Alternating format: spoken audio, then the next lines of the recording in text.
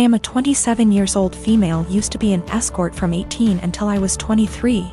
I'm not proud of it, but I did what I had to do to keep studying and a roof over my head. That's how I met my now fiancé, though he was never my client.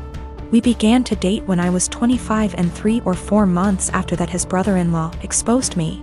No idea how he found out, because there's no way my fiancé knew, and thus we had to come clean in front of his whole family. Yes, I did that. Yes, he knows. Yes, he doesn't care. It was 2 years ago. At that time, we got over it.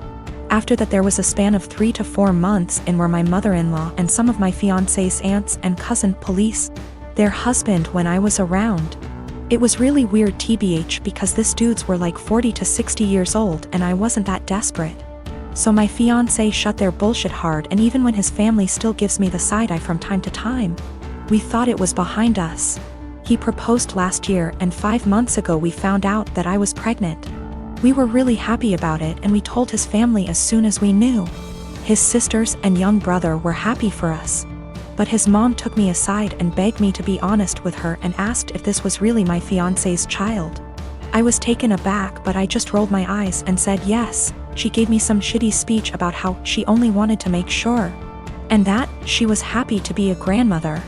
Well, last weekend we were at his parents' with his family and some of his friends, and we were talking about the name. How he might look, small talk. We will love him regardless, but there's always some, oh, I hope he gets your nose.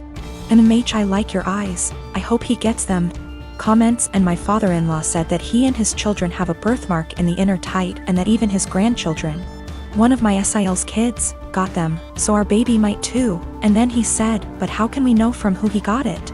It may as well be from me, my boy, or my brothers. And he and his brothers began to laugh. My fiancé got mad, and before he could say anything I said, I don't get it, and my father-in-law was, yeah, because it runs in the family. And I said again, I don't get it, why would he get it from you? And he began to get nervous and said, because you know, it's just a joke OP. And I said, but I don't get it, and you all laughed. Explain. It got to the point that some of his friends said, hey, it's not funny, so he excused himself and left.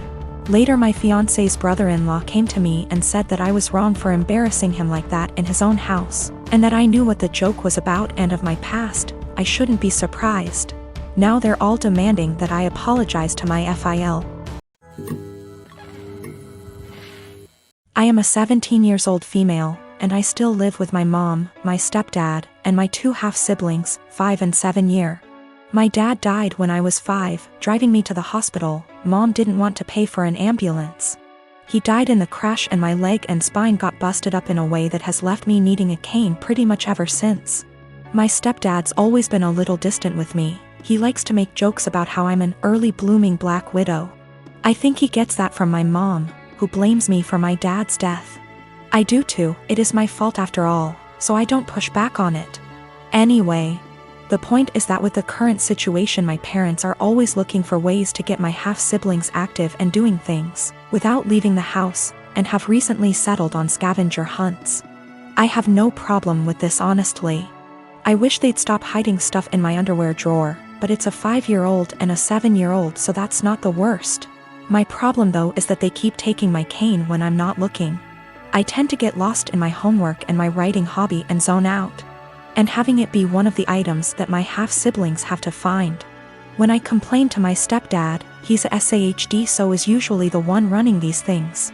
He scolds me for being selfish and points out that my swivel chair has wheels if I need the bathroom, and that they always get it to me before I have to go downstairs for dinner. I tried my mom yesterday, and she said that I was being a brat, and that if I wanted a father who cared about me, I shouldn't have killed my dad. I got really upset at that point and called my grandparents. My mom's parents, dads, are dead too. They showed up at 10 p.m. yesterday, and grandma screamed at them while grandpa packed my stuff up and helped me out to their car. My mom's been blowing up my phone and email, calling me all sorts of names and accusing me of turning her family against her and trying to get her in legal trouble, since minors can't move out. And I can't help but think that maybe she's. Since we met, my boyfriend has been on and off of Tinder.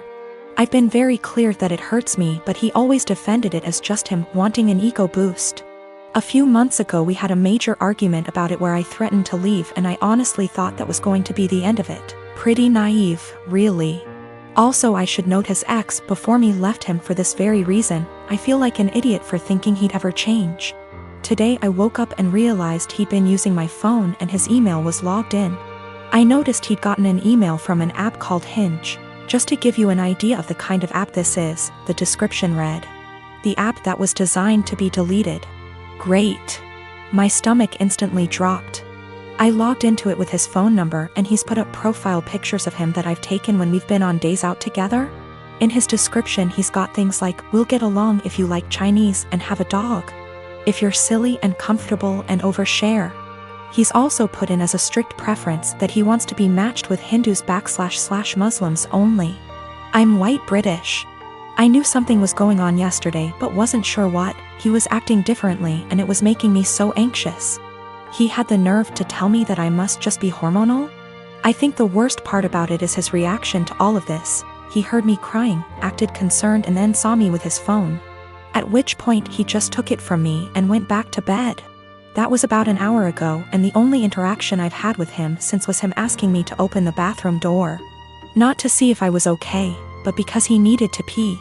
I'm obviously hurt by the fact that he's on this thing, but I think I'm more shocked by his total lack of guilt or response to me being upset. I'm so angry and there's nothing I can do with it. I'm so embarrassed about the situation I don't want to tell my family/friends how he's treated me.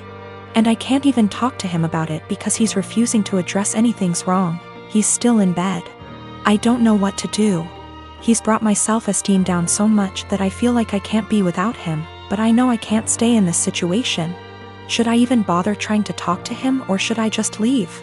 I've taken screenshots of everything, and initially I was going to send them to his family but thought against it. The thing is, if I just leave there's literally zero consequences for him.